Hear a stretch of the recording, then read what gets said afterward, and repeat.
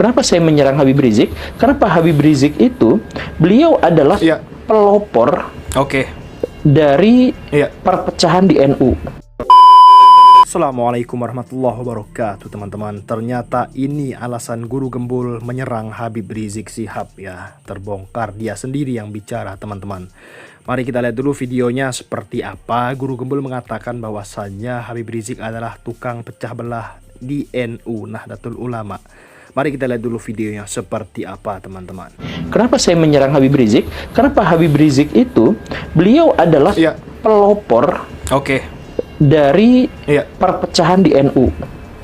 NU tuh nggak pernah pecah sejak ada Pak Habib Rizik.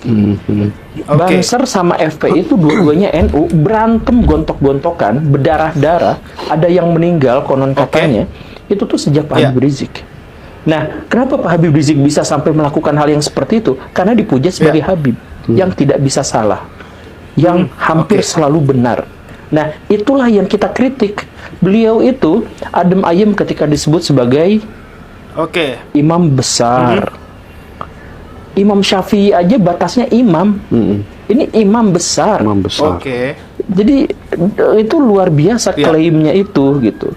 Kan banyak yang tanya, kenapa sih Pak Guru ya kok hajar Habib Ba'alawi terus gitu ya, sebahaya apa mereka itu gitu kan, banyak ya pertanyaan kayak gitu. Nah, kalau di compare dengan aliran-alirannya dituduh sesat tadi itu gimana Pak Guru? Saya itu tidak menyerang Ba'alawi, saya itu menyerang oknum Ba'alawi.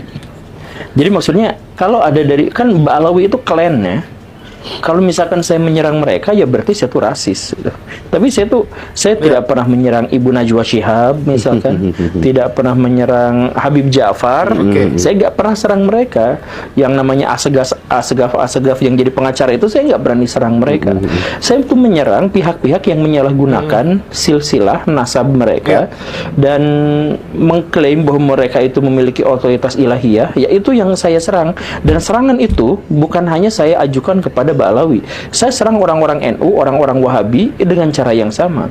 Barusan saya bikin video itu juga saya menyerang dalam tanda kutip orang-orang Wahabi, kalau Wahabi yang dimaksud itu menggunakan otoritasnya untuk menghakimi pihak lain.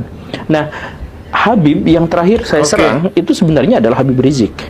Kenapa saya menyerang Habib Rizik? Karena Pak Habib Rizik itu, beliau adalah pelopor dari perpecahan di NU. Betul tidak? NU tuh nggak pernah pecah sejak ada Pak Habib Rizik.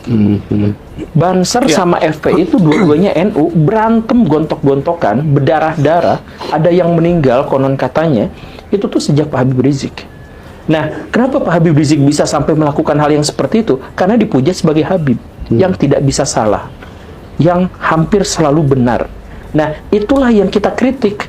Beliau itu adem ayem ketika disebut sebagai imam besar. Imam Syafi'i aja batasnya imam.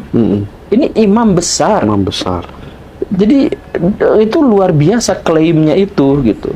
Nah, yang saya kritik itu kalau misalkan mereka tidak lagi begitu, ya sudah. Saya juga punya banyak teman-teman dari Ba'alawi dan sampai sekarang juga kontak gitu. Ya gak jadi masalah. Yang jadi masalah itu adalah mereka yang mengklaim memiliki otoritas ilahiyah, mereka yang merusak agama dari dalam, mereka yang nyari cewek seenaknya, kemudian kamu harus mau sama saya karena saya keturunan Nabi. Itu merusak Islam, menghancurkan Islam dan menistakan Islam. MUI tidak mau menindak itu. PBNU tidak mau menindak itu. Karena apa? Kalau sejenis, ya mereka nggak ngapa-ngapain, bahkan melakukan penistaan yang luar biasa sekalipun. Jadi kalau misalkan gini, Akang ngaku muslim, Syok ngaku muslim, kemudian sebut bahwa Tuhan saya adalah Panji Gumilang, Akang bisa dituntut penistaan agama. Tapi ketika Habib melakukan itu, tidak pernah ada tindakan.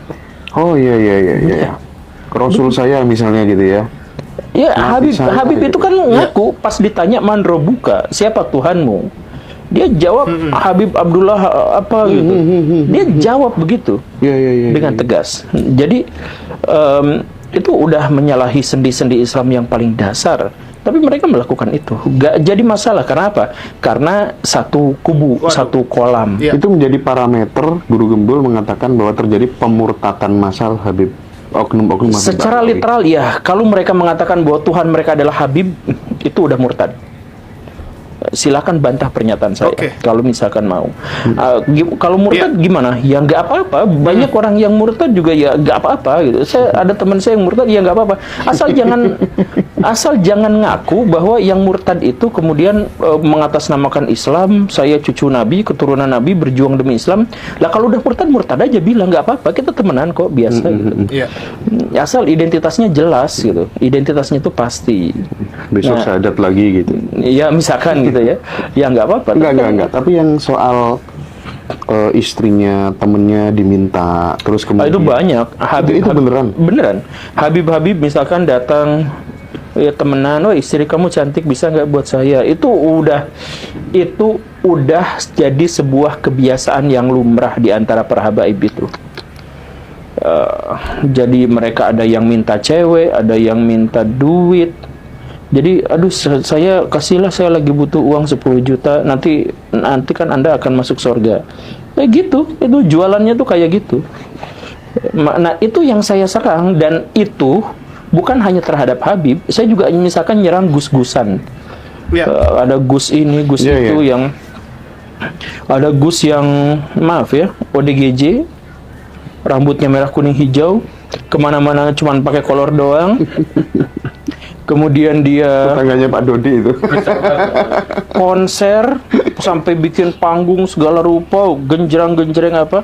Lalu hanya gara-gara dia anak dari kiai, dia disebut bahwa itu karomah, bahwa majdub, wali. Ya kalau ODGJ aja, hanya gara-gara dia keturunan kiai kok langsung diperlakukan seperti itu. Nah, serangan saya tuh pada itu juga.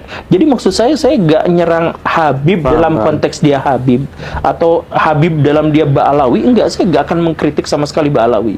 Saya mengkritik, menghujat orang-orang yang menistakan Ba'alawi, orang-orang yang menistakan Islam, tapi mengatasnamakan Islam.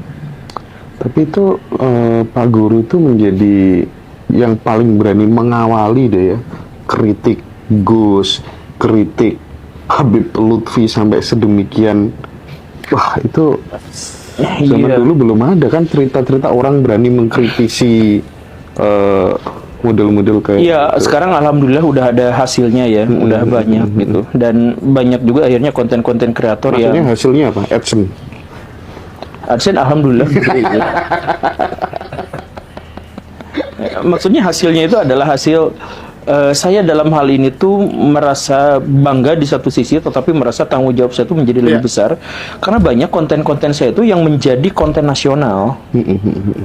Jadi misalkan ketika saya ngomong pertama kali Pak KDM itu adalah Pak Jokowi kedua, yang saya juga sampaikan di podcast ini, itu kan media-media besar juga mulai membawa isu itu.